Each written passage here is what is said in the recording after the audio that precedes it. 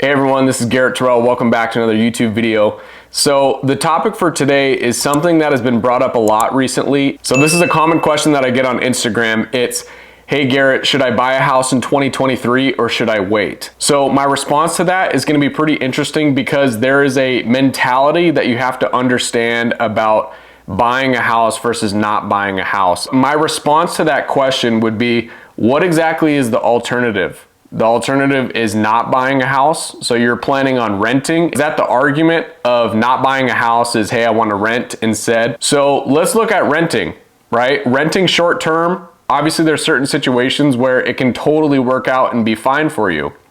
But if you're planning on renting long term, if you're signing a 2-year lease, 3-year lease, 4-year lease, 5-year lease, you got to understand the reality of this and why it's actually costing you so much money versus actually saving you money. The reality of renting, you guys, is that you're actually paying somebody else's mortgage. Whether you like it or not, if you're either buying a house and paying your own mortgage or renting and paying somebody else's mortgage, you are paying a mortgage no matter what. And my other question to this would be, why would you not buy a house in 2023? If you've been renting for the past couple years, you've obviously seen that rent prices have continually gone up and they're not going to come down anytime soon. So if you're renting with the intention of rent is going to be cheaper in the future, I'm sorry, but I'll throw in a graphic right here. Rent has continually gone up since 1988, okay? And we're not going to see that stopping anytime soon. So the reality of renting is you are basically agreeing to pay somebody else's mortgage and you're not going to get anything in return. For example, if you're paying $2,000 a month in rent right now, you are basically agreeing to pay $24,000 a year and not get anything in return on that $24,000 at the end of the year.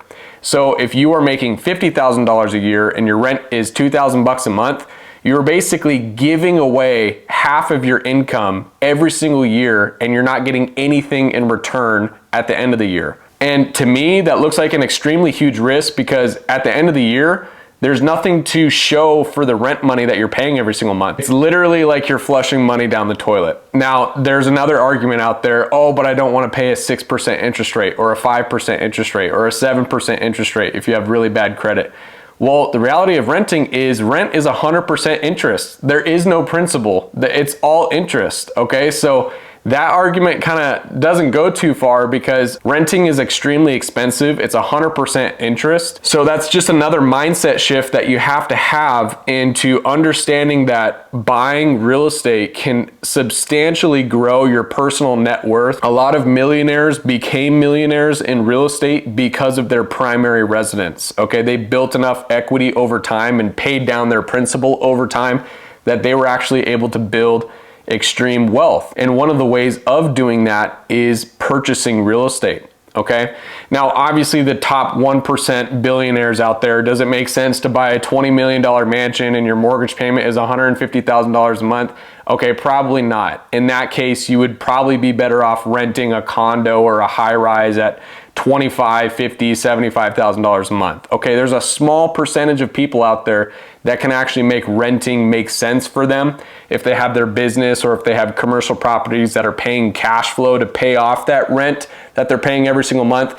But 99% of people out there need to purchase a primary residence because it is going to build wealth over time, okay? That mortgage payment that you're paying every single month, even if it is a little bit more expensive, it is paying down your principal, which is increasing your equity in the house, which is increasing your personal net worth. And also it's a huge tax advantage as well because as you're paying the interest on the first 2 to 3 years of the 30-year amortization on the loan schedule, that interest is a write-off for you at the end of the year on your taxes. So even if the mortgage payment is a couple $100 more or $300 more, that actually is saving you money on your tax returns at the end of the year because you can write that interest off on the mortgage payment. Okay, so for example, if you have a $2,000 monthly payment and it's a mortgage payment, obviously these numbers are just examples, don't hold me to it, but the bulk of your mortgage payment, the first couple years of your loan schedule is going to be interest. Even if it is $2,000 a month in a mortgage payment,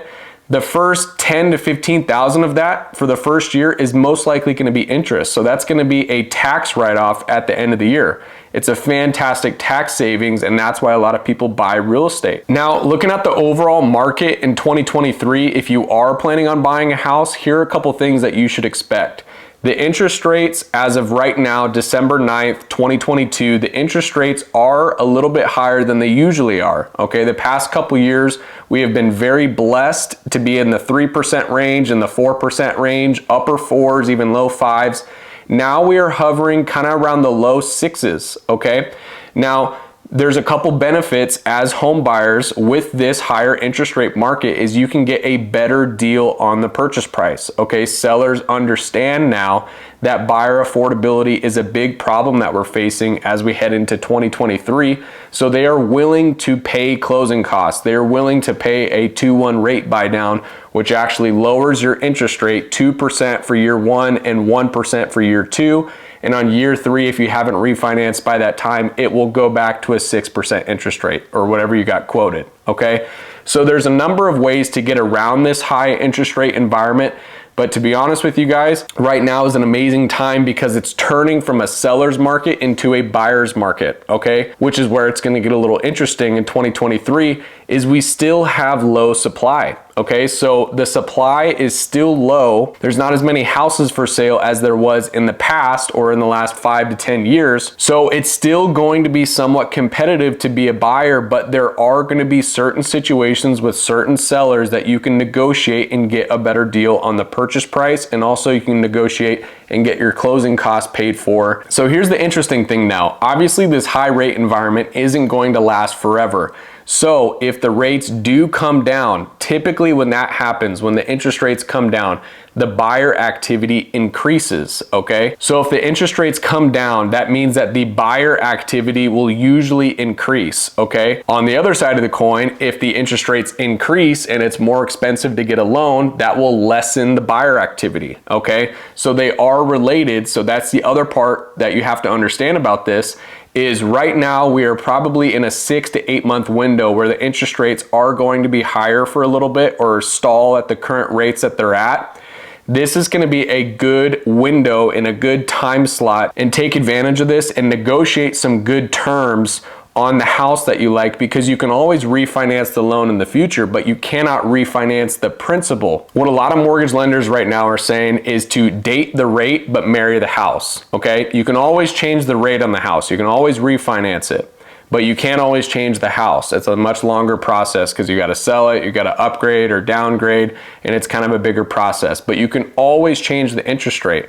So what I'm saying to my clients right now is buy the house, okay? Take advantage, get some closing costs paid for, maybe offer $10 to $20 to $30,000 under asking price and get a good deal. Also maybe ask for some closing costs and ask for the seller to pay your 2-1 rate buy down and lock into a good rate right now. And then in the next 6 to 12 to 18 months, if the rates happen to go down a little bit, just do a rate and term refinance with your current lender and drop the mortgage payment down. It's a very simple process, but I just wanted to explain this to you guys because this is a small window of time where I truly think buyers are going to have the biggest opportunity in the next 5 years to get an amazing deal. So with that being said, thank you for watching the video, you guys. Make sure to follow me on Instagram and subscribe to the YouTube channel. I'm coming out with a lot more content, so I'm excited for you guys to see it. Have a good rest of your day, and I'll see you in the next video.